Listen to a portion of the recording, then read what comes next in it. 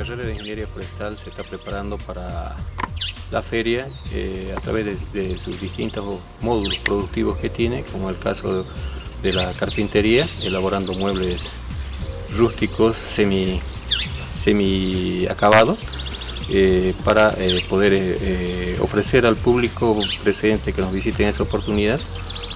También tenemos plantines forestales propios de la región. También tenemos carbón con productos maderables rescatados. Obviamente no estamos tumbando árboles, sino simplemente rescatados, que ellos han sido apeados en alguna circunstancia. Entonces con ese material estamos rescatando y estamos elaborando carbón. También tenemos hortalizas que estamos produciendo en el vivero agroforestal de nuestra carrera para ofrecer al público, ¿no? Y también estamos comercializando en pequeña escala en las comunidades circundantes como Boyuibe, Cuevo, y alguna vez hemos trasladado también a Camiri.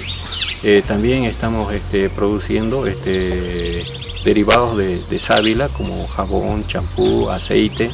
También tenemos derivados tenemos aceite de eucalipto que estamos sacando, tenemos también té de moringa y también tenemos algún producto que estamos sacando, licor de menta.